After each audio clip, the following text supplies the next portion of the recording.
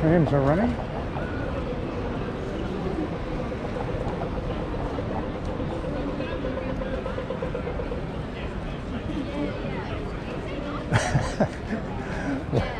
Legal observer. Sorry?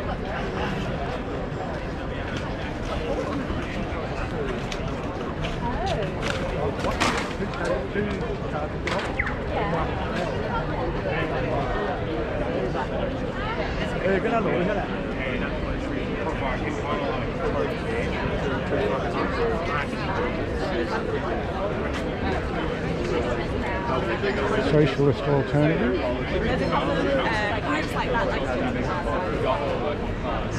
Socialist Alliance.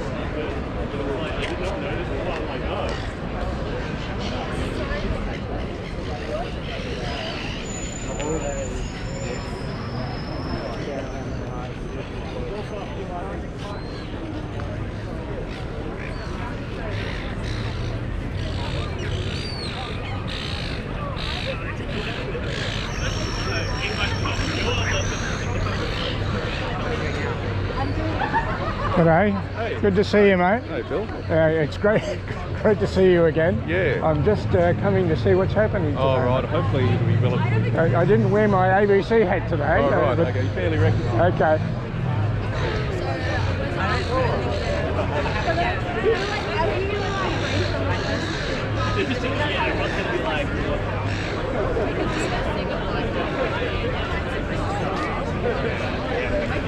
Actually, he's skinnier.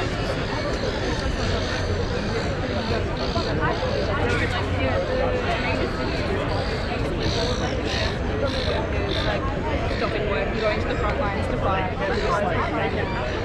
Free. Yeah, I know, yeah. Don't worry about this stuff anymore.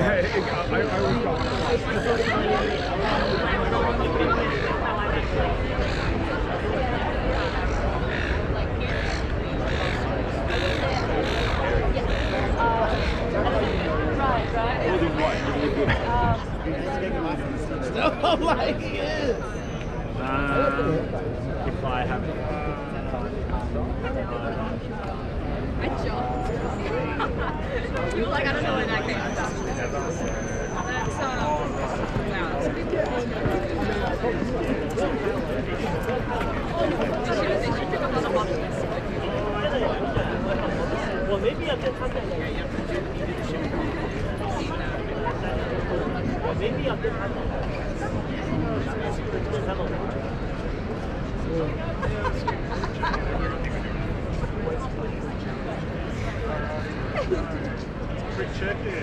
Well,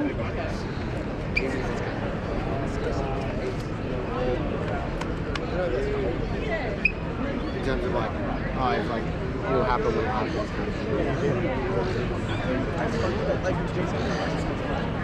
You know? I think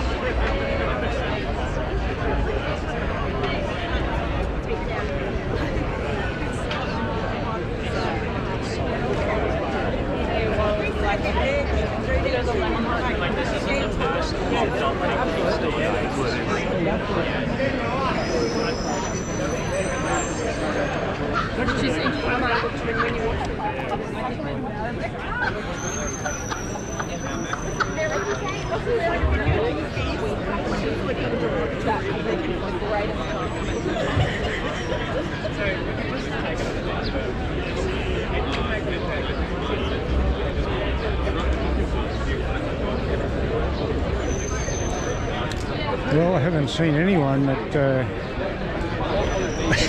it looks like I might agree with today. I'll walk to the corner here and then walk back.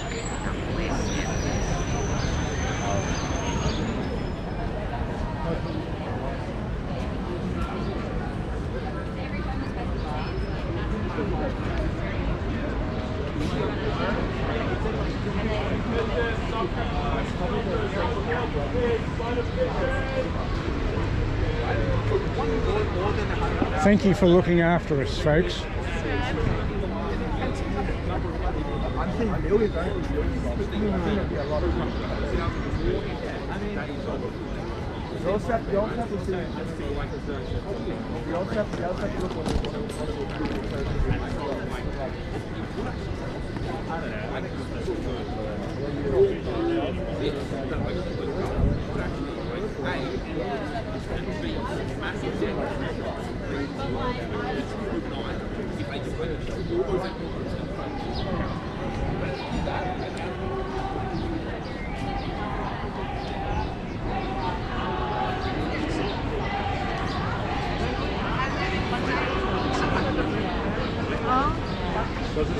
Hello.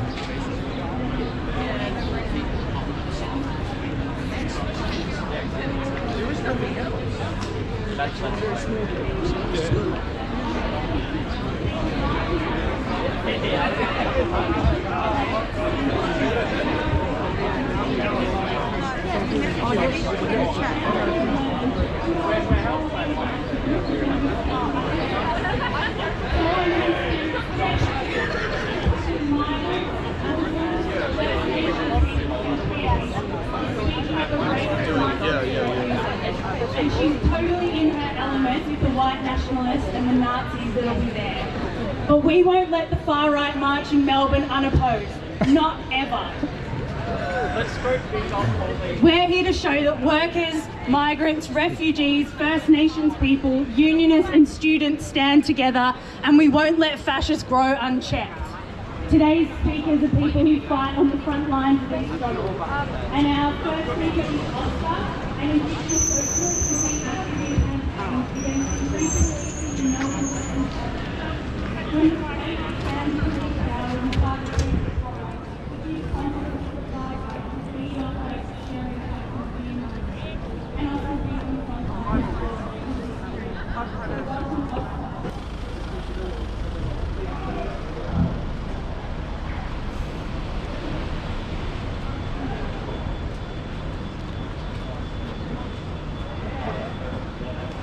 Public order response.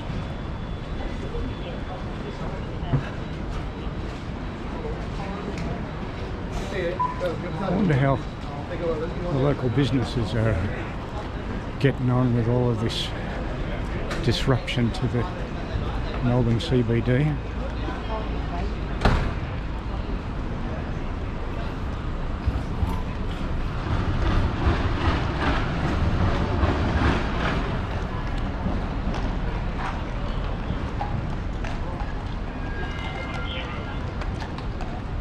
I don't think you...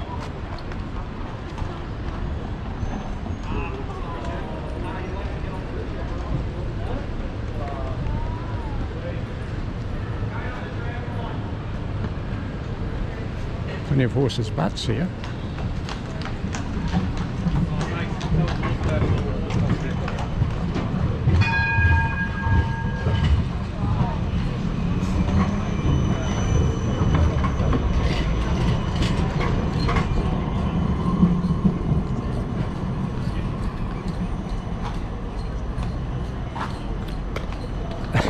Looking good, officers, looking good.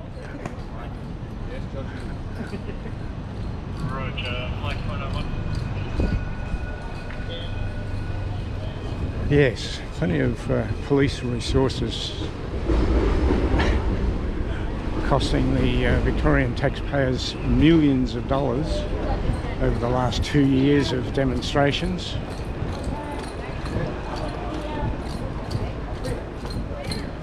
I had a up close and personal view of a demonstrator in April 2024. They'd come into the CBD to shop for some luggage for an upcoming overseas trip. And when I came out from Maya, I don't get online and order stuff from Amazon and the like. I like to come into the CBD businesses and spend my money here, which I did. And when we came out from the store to get the tram home, the trams were blocked in Swanston Street because of the pro-Palestine demonstrators. And I pulled out my GoPro and was expressing my displeasure with the demonstrators. And a lady with a megaphone and a keffiyeh covering her face walked up to me and smashed me in the face with the megaphone, knocked my glasses off onto the ground, and one of her colleagues standing in front of me stomped on them and kicked them away. And I picked up the remnants and went to a nearby police officer to report the assault. He took a statement from me. I subsequently provided more details, and they were able to identify my assailant, and she was charged with assault. But in the process of the police discussing the matter with my assailant's solicitor, I was 74 years old at the time and I didn't have a solicitor, but my assailant was able to have a solicitor working for her. And the solicitor said to the police, well, what about the guy insulting my client? Why isn't he charged under the Summary Offences Act? And lo and behold, I was charged under the Summary Offences Act with insulting this scumbag who had then turned around and smashed me in the face with a megaphone. And her matter was going to court, I think in early October 2024, and my matter was scheduled for court in early November, but I was going to be overseas at that time, and I drafted a 20-page statement about the matter and lodged it with the Magistrates Court. And in due course I was notified that the charge against me had been withdrawn. I did go to court to see my assailant in court without a keffiyeh on her face. She pleaded guilty, and having assaulted a 74-year-old bloke in the main street of Melbourne, she got off with a community service order. And I was notified a few weeks ago that her 12-month community service order was completed, and that was the end of the matter for her. But meanwhile, all of these demonstrations have been blockading the main streets of Melbourne for 2 years at a cost of millions of dollars to Victorian taxpayers for the police presence, and who knows how many millions of dollars of lost business for business people in the main streets of Melbourne. I'm absolutely disgusted, and I see on the news recently that the scumbags who blockade the streets are still allowed to be wearing masks to cover their faces while they're preventing other people going about their lawful business in the centre of Melbourne. Not to mention the juvenile scumbags who assault people and threaten people with machetes and steal cars and are out on bail before the police finish writing the reports of the incidents. We live in extremely interesting and volatile times, especially in Melbourne.